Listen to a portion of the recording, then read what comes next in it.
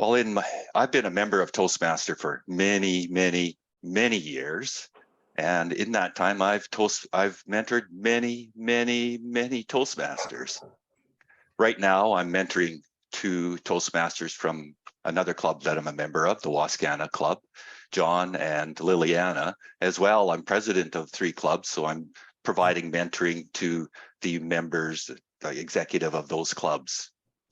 In my 33 plus years, I've learned a lot about how to be an effective mentor. I've also had lots of opportunities to use the new Pathways mentoring program, and I found it very useful. I've developed a document that summarizes the process that I use, and today I will be sharing with you the 4 steps to mentoring success. The first step is to use the Pathways mentoring program.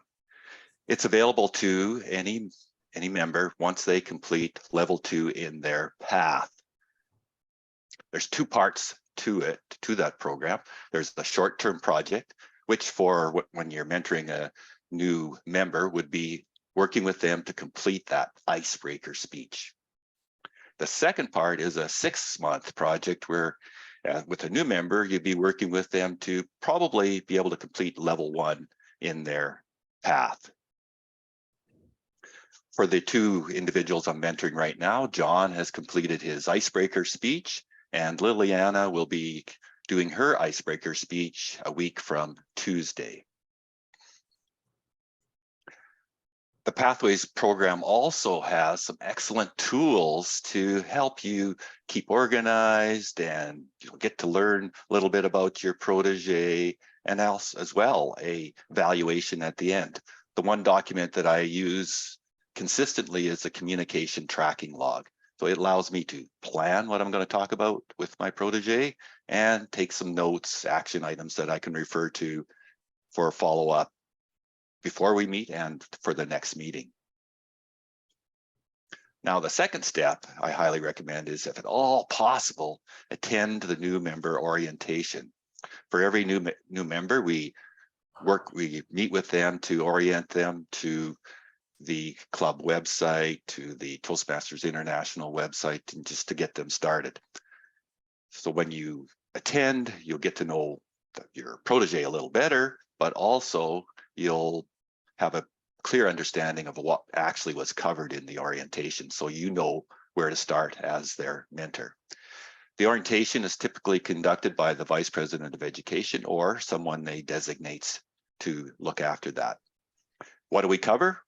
Well, first of all, we have the protege sign in to the club website, the international website, and have them work through the various different things that you can do to sign up for roles, and on the international website to select their path. So there's a little survey that they need to complete that'll allow them to make a decision fairly quickly on which path they want to follow.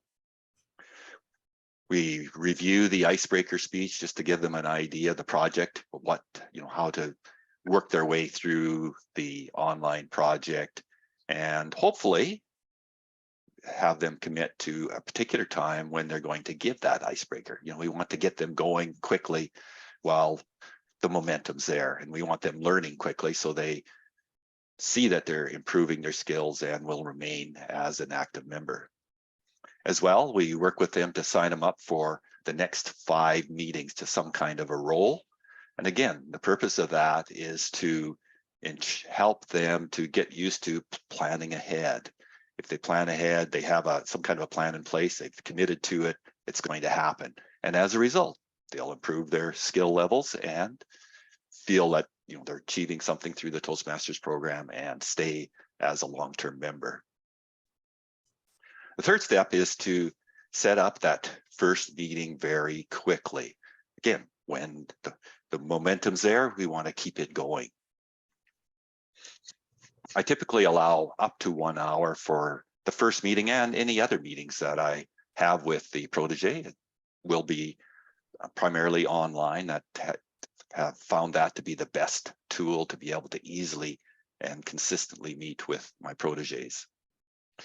One of the documents that I found useful is to send out the protege success plan. And this allows the protege to think about, what are their goals going forward? That leads me to the next slide. Fourth step is to follow a standard meeting schedule. Now I'll just talk about that first meeting. What do we cover? Well, the first thing to do is to get to know your protege. What are their skills that they have already? What skills are they wanting to develop? And what are their plans? And that's where the protege success plan comes in. Long-term, medium-term, long-term, and short-term goals, and some timelines for this. Now, Liliana, I found, was a very ambitious Toastmaster. She wanted to, her goal is to complete her icebreaker before the end of this year, her level 3 out of 5 by June of 2023, and her first path 5 levels by the end of 2023. So this means that she will be probably having to give a speech once a month. And that's what we'll be working with, and we'll just see how that works for her in the long term. As well, at that first meeting, we go through a couple key resources that I want to make sure that the protege is familiar with. The first is the evaluation resource. Now, this is the first time probably that the protege will actually see an evaluation form and really understand what it's all about. They'll be able to see what the evaluator is going to be looking for in their presentation, so they can helps them to develop their icebreaker speech and future speeches. The second document is the icebreaker speech outline worksheet. Now, this is an excellent tool to help a protege develop an well-organized speech. It has a place to help you develop your opening, the body, and the conclusion. In the body of the speech, it has room for 3 topics, which is basically all you can cover in a 5 to 7 minute speech.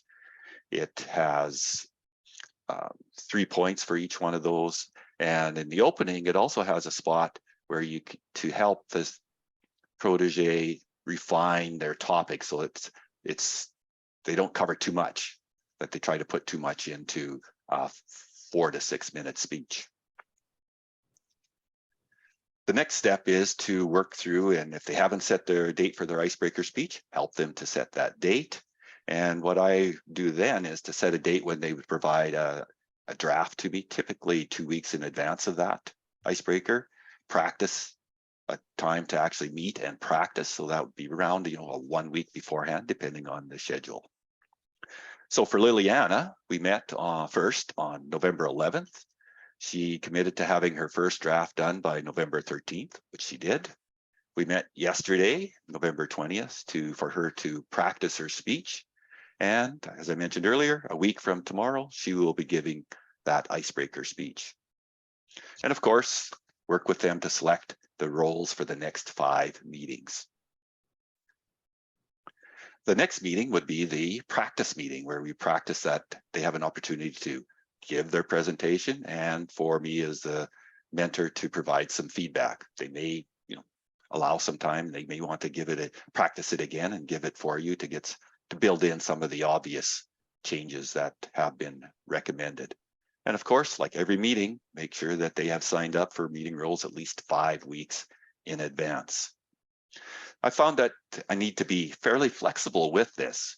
With John, there was no issues with the icebreaker speech. However, by the time he was ready to give the next speech, he moved into a job where he was working evenings. He would only know what his schedule is Thursday and Friday before the next week. So we're working through trying to find the time that we can meet.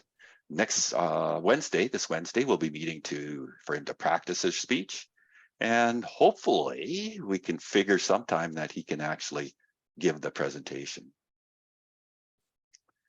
And of course, you want to set the meeting set the next meeting date, and just repeat when you're going to give your next speech. When will you have the draft done? When will you have an opportunity to practice? So what are the 4 steps to mentoring success that I recommend that you follow? Well, first is to use the Pathways Mentoring Program. It's got a lot of tools and processes that will help any member to improve their mentoring skills. Attend the new member orientation, so you get to know the your protege a little better and understand exactly what's covered in that orientation. Set up that first meeting quickly while the momentum's going, while they're excited about joining our club. And fourth, follow that standard meeting schedule, which basically is set a time for them to speak.